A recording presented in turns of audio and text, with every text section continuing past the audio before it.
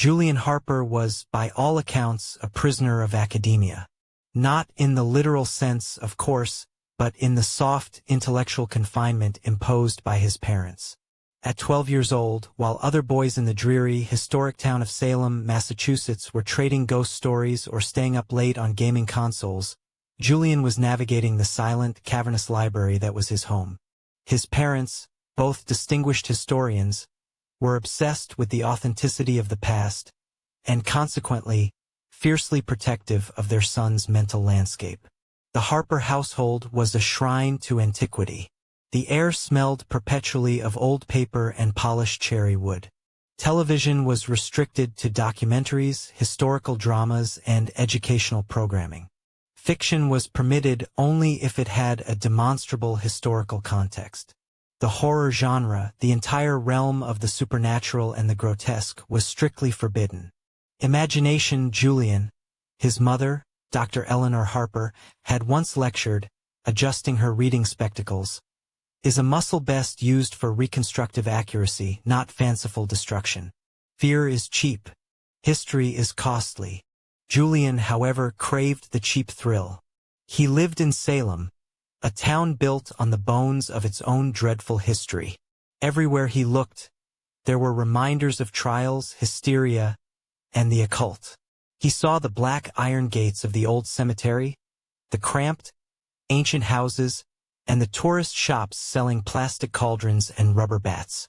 It was a place steeped in genuine darkness, yet his parents insisted he look only at the scholarly footnotes.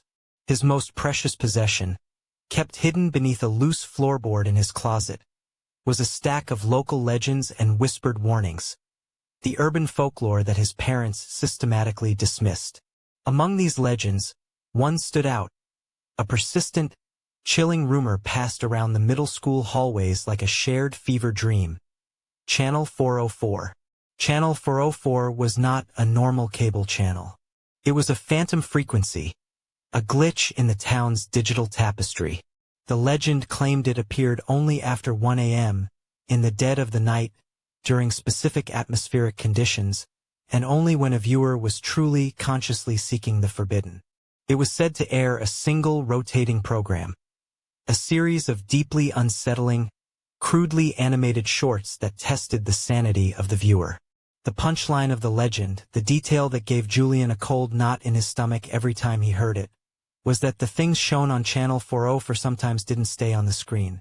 Julian had pale, intensely gold-flecked amber eyes, the kind of eyes that missed nothing, particularly when he was observing the minute details of the world his parents tried to sanitize. He knew he should never seek out 404, but the prohibition was a physical weight, pressing him closer to the screen. On a bleak Friday evening in late October, Julian's opportunity presented itself. "We will be attending the Historical Society's annual symposium in Boston," his father, Professor Alistair Harper, announced over a dinner of flavorless steamed cod. "We won't be back until Sunday morning. You will, of course, follow your normal study schedule." Julian nodded mutely, but his amber eyes were already blazing with secret anticipation. His temporary warden was Chloe Dubois, a 20-year-old art student from a nearby college. Chloe was the antithesis of the Harper discipline, chaotic, perpetually late, and obsessed with the surrealist movement. She wore oversized, paint-stained sweaters and had a distracting, vibrant shock of purple hair. She was, to Julian, a living, breathing symbol of the fanciful destruction his parents abhorred. Chloe's primary virtue, from Julian's perspective, was her complete disinterest in him and his routine. Her method of babysitting was to immediately commandeer the oldest, least comfortable armchair, put on massive noise-canceling headphones, and begin sketching furiously in her thick pad, utterly lost in her own bizarre worlds. The moment his parents' sedan pulled away from the driveway, its headlights cutting briefly through the evening fog, Julian felt the oppressive weight of the house lift. He went through the motions, a perfunctory hour of reading about colonial-era tax codes, before descending to the den where Chloe was already entrenched. "Chloe?" Julian asked, trying to keep his voice casual, Do you think you could put on some background music? It's too quiet. Chloe paused, a charcoal smudge across her cheek. She glanced at the clock. 9:30 p.m. Yeah, sure, kid. Just don't make me get up. Remote's on the coffee table. Keep it low. She returned to her headphones and her sketchbook, satisfied that her minimal duty had been fulfilled. Julian's pulse quickened. He picked up the remote for the massive, antique-looking television his parents used only for high-definition documentaries. He didn't want background music. He wanted silence. He needed the world to be quiet enough for the ghost channel to speak. He waited. He waited through the agonizing crawl of the clock, feeling the oppressive, tangible silence of the house pressing down on him. The only sounds were the soft, sporadic scratching of Chloe's charcoal pencil and the rhythmic, faint ticking of the grandfather clock in the hallway. Sounds that seemed to amplify the growing tension in his chest. Every minute felt like an hour. Julian knew the rule. After 1 a.m., the arbitrary, precise timing was part of the ritual, part of the fear. He sat on the edge of the velvet sofa, his amber eyes fixed on the digital clock display on the cable box. 11 p.m., 11:30 p.m., 12 a.m. Chloe's head began to loll. At 12:45 a.m., Chloe finally succumbed to sleep. Her breathing became slow and deep, the sketchbook slipping from her relaxed grip to the rug. The headphones had slid askew, resting uselessly over one ear. Julian waited 10 more minutes, ensuring her stillness, before moving.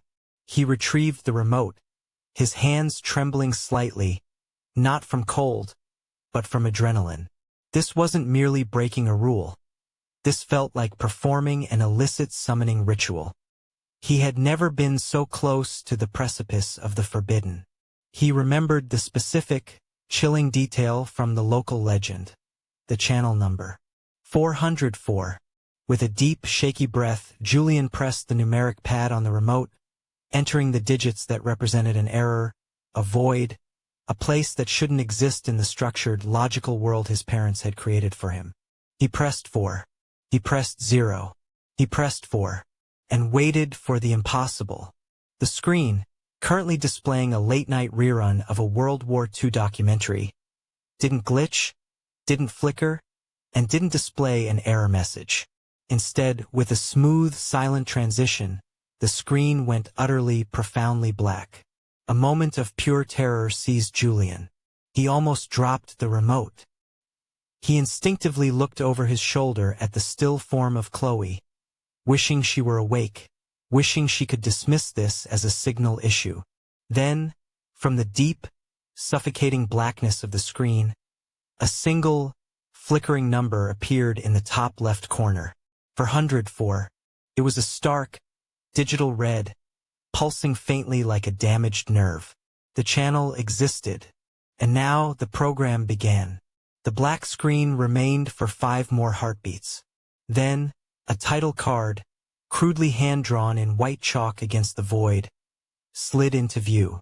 The blocky, uneven text read, "The Puppeteer's Dirge." Julian Harper was now exactly where he was not supposed to be, watching precisely what he was not supposed to see. The puppet strings of his deepest fear were about to be pulled. The title card, "The Puppeteer's Dirge," hung suspended in the black void of the screen for an unbearable stretch of time. It wasn't just silent. It was a silence that seemed to actively pull sound out of the room, leaving Julian breathless and hyper-aware of the faint, steady pulse thudding in his ears. Then, with a grating, metallic screech that sounded like a saw biting into dry bone, the animation began. It was a nightmare of early 20th century aesthetics. The entire short was rendered in stark, nauseating black and white, but not the clean, crisp chiaroscuro of old film. This was grainy, uneven, and jumpy, as if drawn with cheap charcoal on crumbling paper and then filmed on a malfunctioning camera. The frame rate was erratic, giving the characters a sickening, stop-motion lurch that suggested pain with every movement. The opening shot was a panoramic sweep of a desolate, fog-choked street. An image unnervingly similar to the back alleys of Salem. But everything was wrong. The buildings leaned at impossible angles, and the cobblestones seemed to be made of small, misshapen teeth. The air, thick with animation fog, was constantly being torn by the incessant, faint sound of whining strings. The camera, which moved like a drunken, voyeuristic entity, zoomed in on a narrow, dilapidated structure tucked away beneath a broken clock tower. A sign, rendered in jagged, Gothic script, identified the location: Ars Marionette Emporium. Inside, the light was supplied by a single, flickering gas lamp, casting monstrous shadows. Julian finally saw the star of the dirge, Mr. R. He was a figure of absolute, intentional ugliness. Tall and unnaturally thin. He wore a tailored, tattered suit that might once have been elegant but now hung on him like draped burlap. His skin was the color of faded parchment, stretched taut over a high forehead and sharp cheekbones. But his most defining, horrifying features were his face's deliberate mutilations. Where his eyes should have been, there was nothing but two horizontal strips of tightly sewn black leather, fastened with thick surgical thread. He was entirely, unsettlingly blind, yet his head continually tilted and swiveled as if tracking Julian's movements in the den. His mouth, impossibly wide, was pulled into a perpetual, ghastly rictus. It wasn't a smile of joy, but a smile of strain, held in place by thin, metallic wires attached to his temples, giving the impression that his expression was not his own, but manufactured by some external, cruel hand. Mr. R was busy. His workshop was a museum of decay. Shelves were lined not with beautiful dolls, but with broken, unfinished puppets, each one missing a vital sensory element. One had no ears, its wooden head smooth and horrifyingly deaf. Another had no hands, just two polished stumps. Lying on a workbench of splintered mahogany was the object of Mr. R's current obsession. A small, childlike marionette, flawless except for its face, which was a smooth, horrifying blank slate. The constant, faint scratching sound accompanying the animation suddenly grew louder, and Julian realized it was the sound of Mr. R's long, gnarled fingers scraping against the wood. A dry, rattling voice, like pebbles tumbling down a well, issued from the wired mouth of the puppeteer. The voice was in English, delivered with a detached, clinical menace. "Another project, another failed attempt," Mr. R lamented, tilting his stitched face towards the camera, the black leather strips seeming to stare directly into Julian's amber eyes. "They always resist the final attachment. Such a pity. They wish to see, to hear, to feel the world. But they forget that sight and sound are merely borrowed things." He picked up the blank-faced marionette and turned it in his hands. "This one, however," he continued, his voice dropping to a seductive, repulsive whisper, "this one will be perfect. It only needs the right set of lenses, the correct, luminous filters to perceive the dirge as it truly is." Mr. R's impossibly long, spidery finger traced the location where the puppet's eyes should be. The camera zoomed in tight on the blank wooden surface. Suddenly, the screen filled with an unsettling close-up of something amber-colored and gleaming.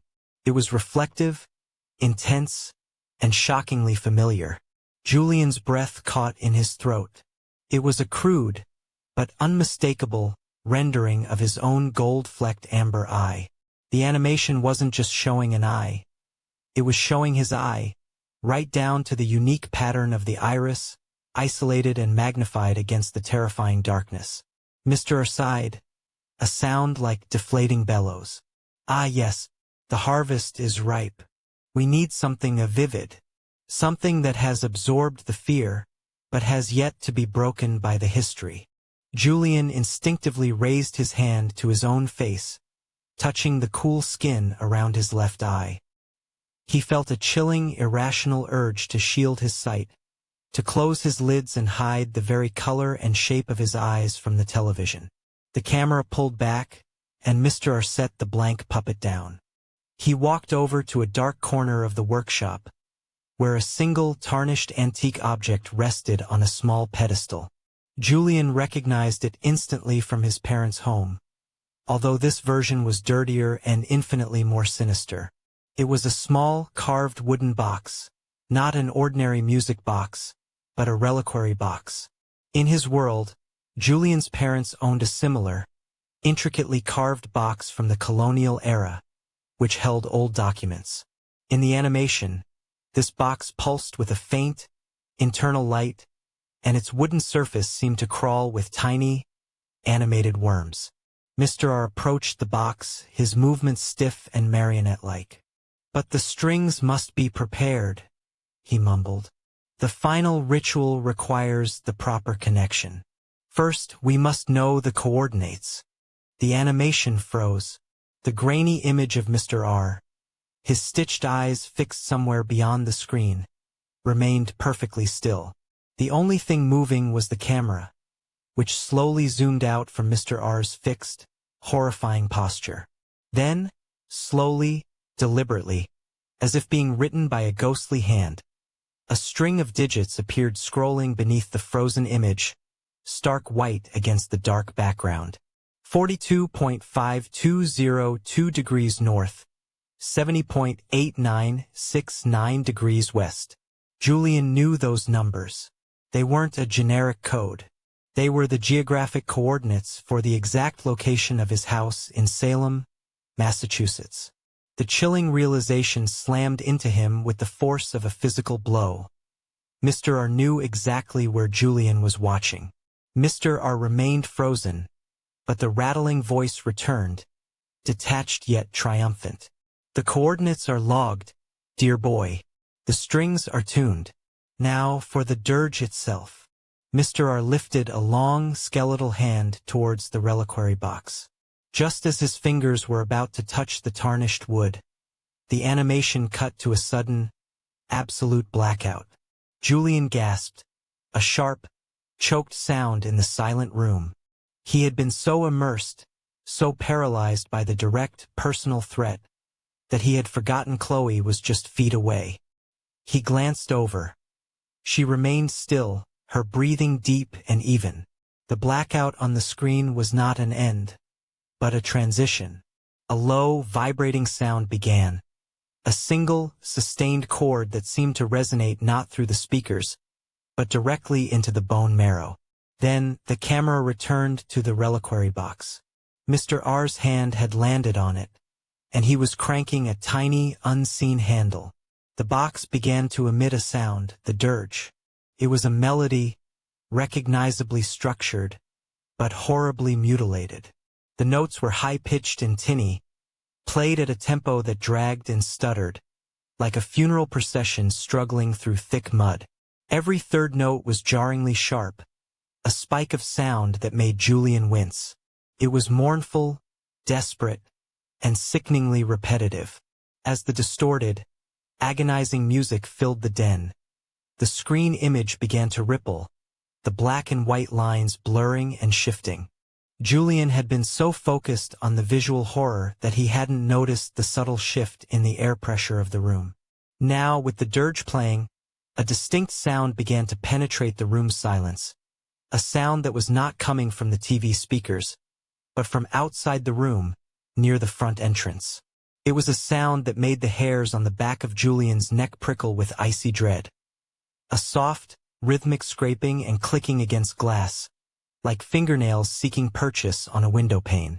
The sound was slow, patient, and absolutely real. The scraping and clicking against glass persisted. It was not a soft sound, not anymore.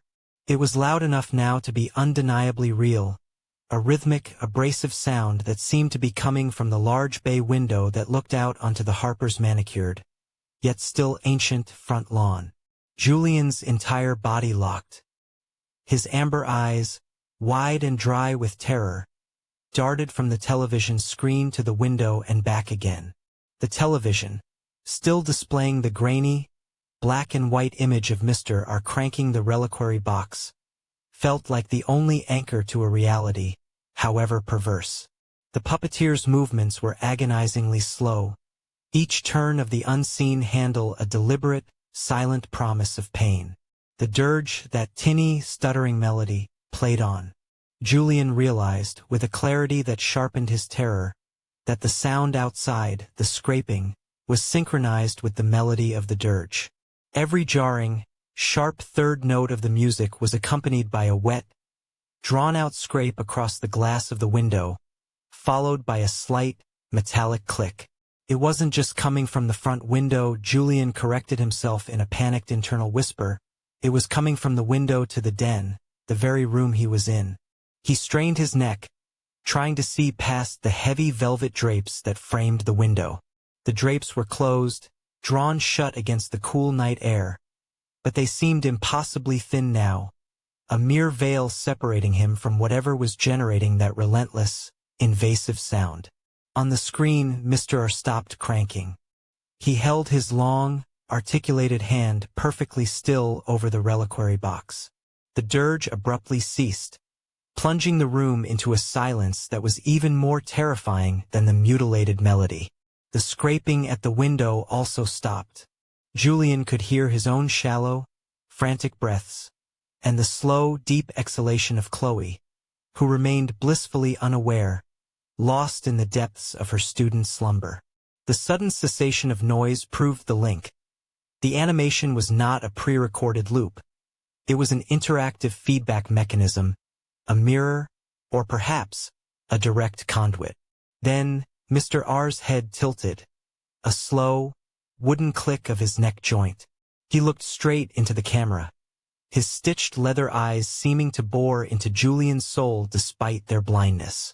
The listener is attentive, the dry, rattling voice intoned, the words echoing unnaturally in the sudden silence of the den. Good. We do not tolerate distraction in the tuning process. The strings must vibrate only to the master's touch. He chuckled, a dry, hacking sound like dead leaves skittering across pavement. You see, dear boy, sight is the easiest gift to borrow. It is external, reflected, but sound is internal. It requires resonance. A vessel. Mr. R slowly, deliberately, began to tap the wooden lid of the reliquary box with the tip of his long forefinger. Tap. The dirge did not play. Instead, the tapping on the animated box was instantly answered by a single, sharp rap on the bay window glass. Tap, rap, tap, rap. The sound was insistent, forceful, and closer than the previous scraping. Julian felt a cold sweat break out on his forehead. He wanted to scream, to wake Chloe, to smash the television. But his limbs felt heavy, weighted down by an unseen force, the strings, perhaps, of the unseen puppeteer. You have another, don't you? Mr. R's voice was a whisper of supreme confidence. Another external node? Something that vibrates easily. Something that whispers secrets on the wind. Mr. R lifted his gaze from the box, looking up and slightly to the right of the camera. The animation shifted to follow his gaze, zooming out of the dark workshop and suddenly showing a rough, aerial view of the marionette emporium, then cutting abruptly to a real-world object. It was Julian's wind chime. It was an antique, brass and copper chime, given to him by his grandfather. A fragile gift his parents had begrudgingly allowed him to keep, hanging outside his bedroom window in the back garden. Its metal parts were usually mute unless a strong gust of wind passed through. The image on the screen was a grainy, black and white photograph of the chime. But as Julian watched, horrified, the image of the chime began to vibrate and blur, and the copper elements slowly turned red, like hot, molten metal. Then the sound began. Not the dirge, but a metallic, chaotic rattling, as if the wind chime was being violently shaken by an invisible hand. The sound was not coming from the television. Julian swiveled his head, listening intently. The sound was distinct, originating from the back garden, impossibly loud and frantic, cutting through the silence of the night. Mr. R's voice returned, now a triumphant shout. Found it! The secondary locus of fear. The chime sings the dirge, dear boy. It sings for you. The animated image of the wind chime on the screen exploded in a flash of white light, and the television screen returned to the black void, though the number 404 continued to pulse ominously. The metallic rattling from the back garden, however, did not stop. It intensified, becoming a deafening, discordant clamor. 100 tiny brass bells ringing their panicked warning, a sound that should have been impossible without a hurricane-force wind. Julian finally broke the paralysis. He lurched forward, scrambling for the remote, his primary instinct screaming at him to turn off the source of the horror. But as his fingers closed around the cold plastic, Mr. R's voice boomed one final time, echoing from the speakers even though the screen was black. Too late, Julian. The string has been tied to your inner ear. You cannot turn off the music of the soul. Simultaneously, the frantic rattling of the wind chime outside stopped dead. The sudden silence was crushing. It was thicker, heavier, and colder than any silence Julian had ever experienced. The air in the den felt instantly arctic. Julian froze, remote in hand, listening. Nothing. No scraping, no rattling, no dirge. Only Chloe's steady, deep breathing and the frantic hammering of his own heart. He slowly, agonizingly, stood up and took a tentative step toward the den window. He needed to know if the chime was still there, if the glass had been scraped, if this was all some elaborate, shared auditory hallucination. Before he could reach the heavy drapes, the television screen, still black, suddenly flashed a single terrifying image. A close-up, black and white photograph of his own amber eyes, distorted and out of focus, framed by the tattered suit cuff of Mr. R. Beneath the image, a single line of text flashed in pulsing, sickly white. The strings of fear are tuned for your final note. Then the image dissolved. The black screen returned. But this time, a new sound began. Not the dirge, but a sound Julian recognized from the historical documentaries his parents loved. The low, vibrating hum of a spinning projector reel. The screen remained dark, but the hum grew louder, faster. The sound was no longer outside. It felt like it was coming from inside the walls, from inside the very structure of the house. Julian glanced at Chloe. Her breathing shifted, catching in her throat, though her eyes remained closed. Had she heard it? The projector hum hit a fever pitch, and the screen flashed one last time, violently. It showed not another image, but a torrent of jagged, flashing black and white static, the ultimate error message. And from that static a final voice, not Mr. R's dry rattle, but a voice of pure, cold malice, screamed one single, deafening word. "Look!" Julian screamed back, a raw, desperate sound ripped from his throat. He dropped the remote, which clattered loudly against the floor. The scream was so sharp, so absolute, that it finally achieved what the scraping and the rattling could not. Chloe's eyes snapped open. She sat bolt upright, disoriented, staring wildly at the flashing static on the television, the projector hum echoing around them. "Julian! What the—" Julian could only point a trembling finger at the still flashing screen, tears streaming down his face, oblivious to the fact that his guardian had finally awoken. The sheer volume of the terror had forced the climax into the world. Chloe sat upright, her purple hair a chaotic halo around her head, her face pale beneath a smattering of charcoal dust. Her heavy, artistic headphones lay abandoned on the floor. Her eyes, still blurred by sudden awakening, were fixed on the television screen, which was cycling through violent bursts of black and white static, accompanied by the high-pitched, whirring hum of the invisible projector reel. "What the hell, Julian?" she demanded, her voice thick with sleep and irritation. "Are you watching one of those cursed YouTube creepypastas again? Turn it off." Julian couldn't speak. He could only gulp air and point, his body trembling so violently he could barely keep his arms steady. The image of his own eyes, framed by Mr. R's suit, the final booming shout of "Look!" The sheer violation of it all had shattered his control. Chloe, annoyed but momentarily shaken by the sheer volume of the projector hum and the raw terror radiating off Julian, lunged for the remote. It was lying where Julian had dropped it, near the sofa. She snatched it up and slammed her thumb down on the power button. Nothing happened. She pressed it again, harder. The screen continued its furious dance of static.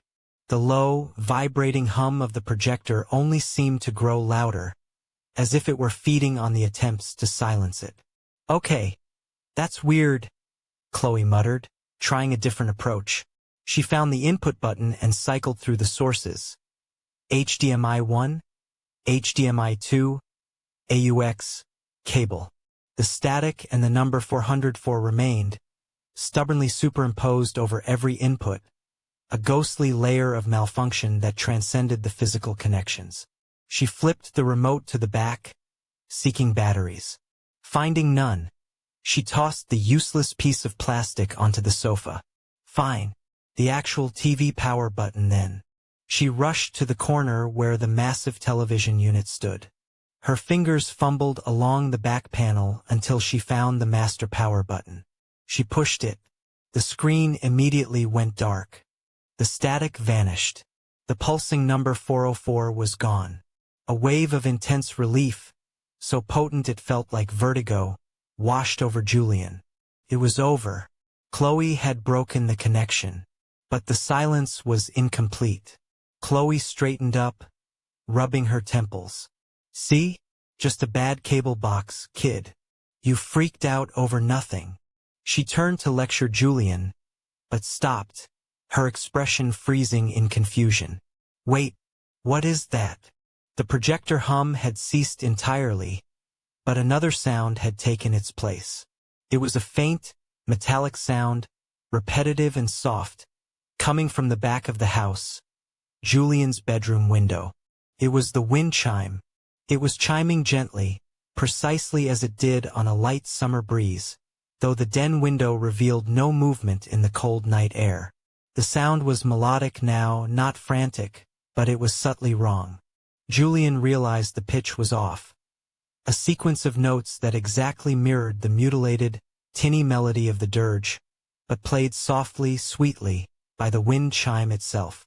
Julian's relief evaporated, replaced by a dread so cold it felt like liquid nitrogen pouring through his veins. Mr. R's voice returned to his memory, clear as a bell. "The chime sings the dirge, dear boy. It sings for you." Julian scrambled off the sofa. "It's the chime. He got the chime. He said it was the secondary locus." "Who got what?" Chloe demanded, looking at Julian as if he'd finally cracked. "It's a windy night, Julian.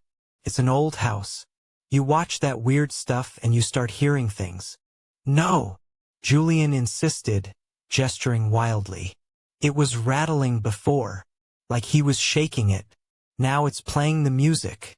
The dirge." Chloe sighed, running a hand through her purple hair. She was apathetic, but she wasn't cruel. All right, I'll check the wind chime. It's probably just hitting the gutter. Stay put." She walked down the long, mahogany-paneled hallway, her footsteps echoing on the polished wood floor, heading toward Julian's room at the back of the house. Julian didn't stay put. The gentle, insidious chiming of the dirge was a sonic leash pulling him forward. He followed Chloe, stopping silently at the threshold of his room. Chloe was already there, pulling back the curtain on the window that faced the backyard. The moon was a sliver, casting a weak, ghostly light over the frost-tipped grass. The wind chime hung perfectly still. The air was dead calm. Not a single leaf moved on the nearby oak tree. But the dirge was chiming. Chloe blinked once, her composure finally beginning to waver. She approached the window, pressing her hand against the cold glass. She squinted at the chime, which was just outside, hanging from its hook. "There's no wind," she murmured, her voice barely a breath. "It's not moving, but I hear it." The moment she admitted she heard it, the moment the fear became shared, the chiming abruptly stopped. Chloe frowned, shaking her head. "It was probably just residual vibration. This place is ancient." She was trying desperately to reassert her rational student reality. She reached out and slowly, hesitantly, pulled the window latch.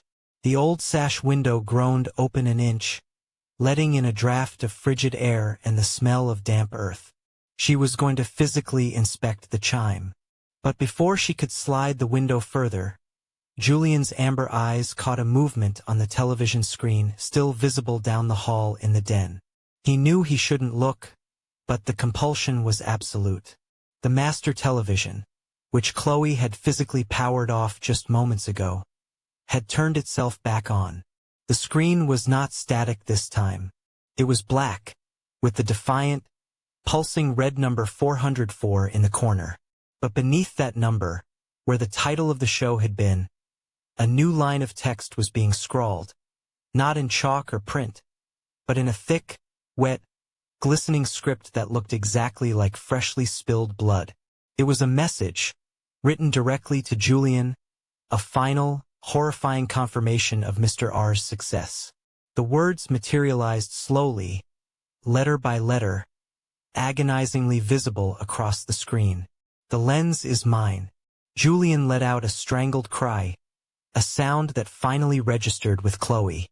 "Julian, what now?"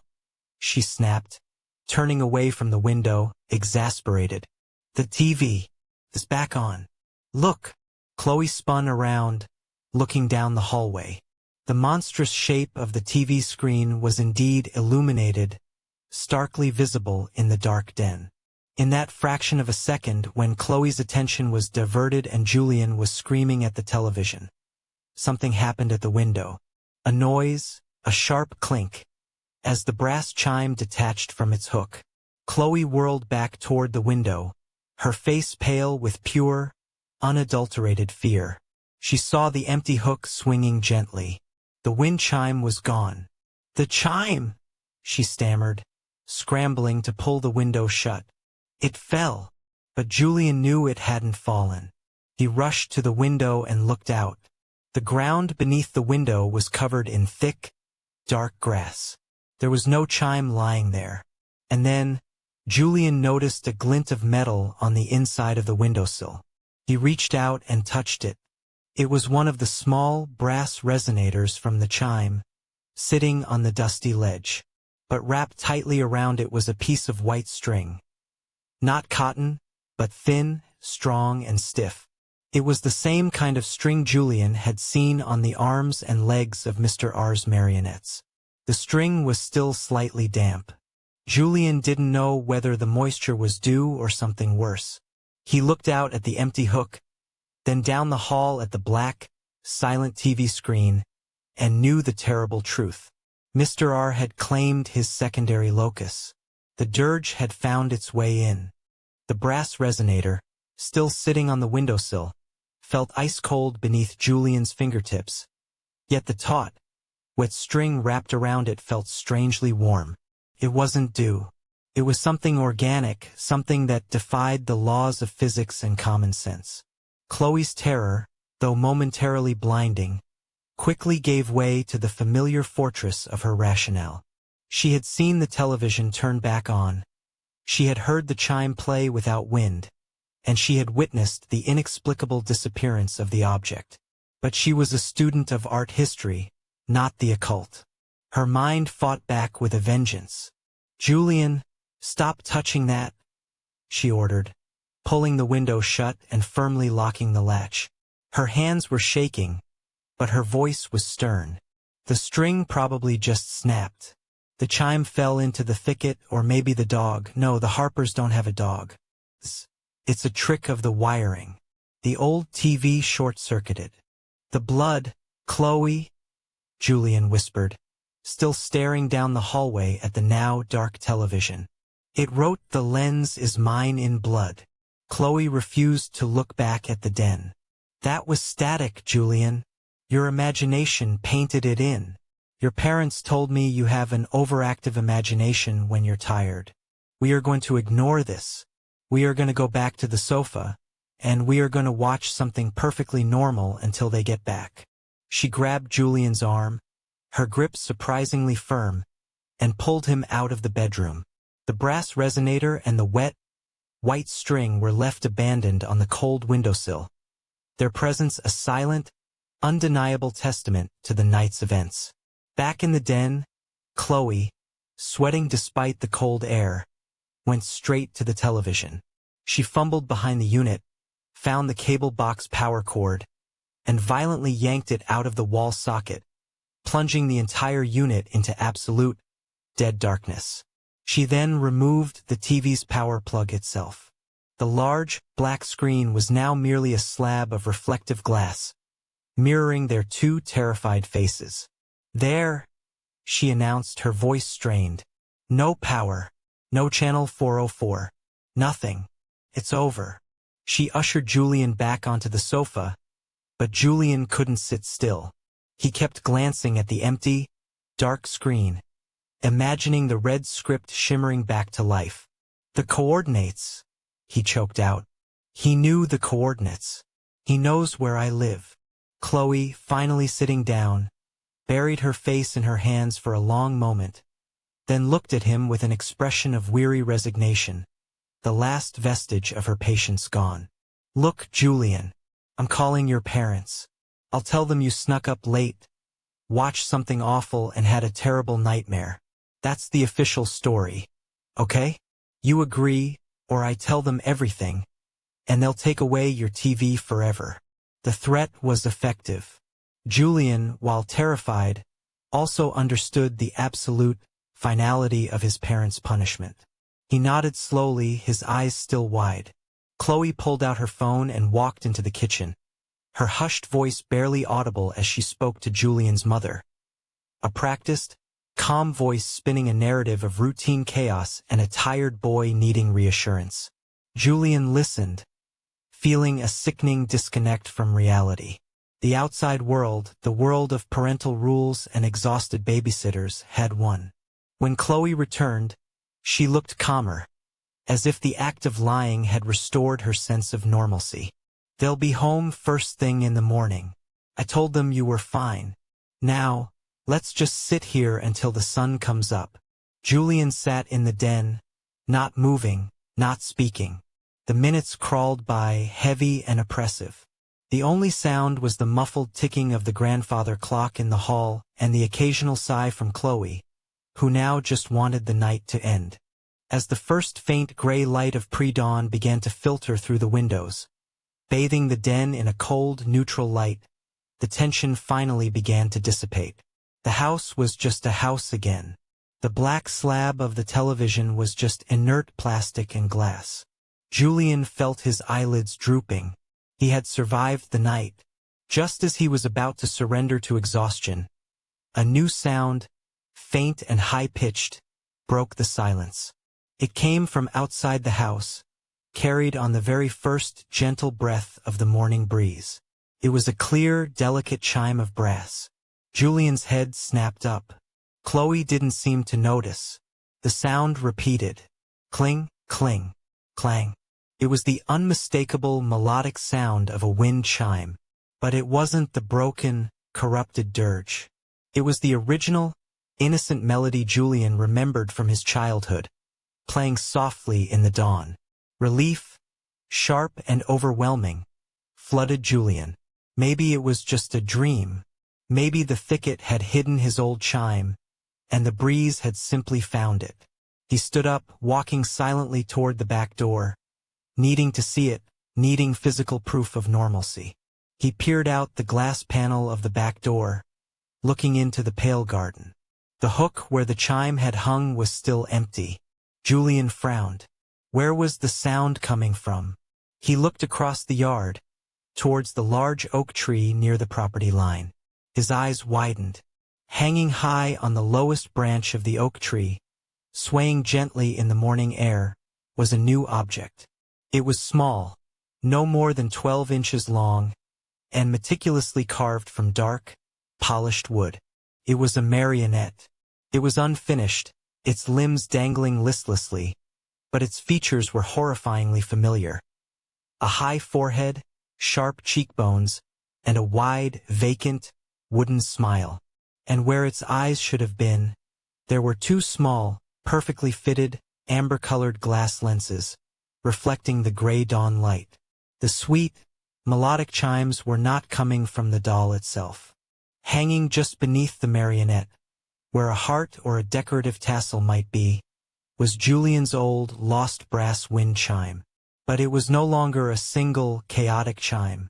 The brass rods had been separated, filed down, and meticulously reassembled to form a tiny, ornate, and horrifying reliquary box. The box was closed, but from a small slit in its side, a fine, white string, identical to the one on the windowsill, stretched up and was tied directly to the marionette's chest. And as the morning breeze rustled the leaves, the new reliquary box on the tree gently began to crank itself. The sound that emerged was not the dirge, nor the original chime. It was a melody that combined the sweetness of the brass with the sinister, stuttering rhythm of the puppeteer. It was a haunting lullaby, beautiful and monstrous at the same time. Julian finally understood the horror. Mr. R had not just claimed the chime. He had repurposed it.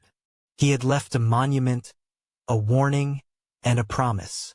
The reliquary box now contained the soul of the chime, and it was tied directly to his new puppet, whose eyes were made of Julian's stolen lenses of sight. Julian backed away from the door, silent this time, his terror now a dull, heavy weight that would never leave him. He knew he could never tell his parents.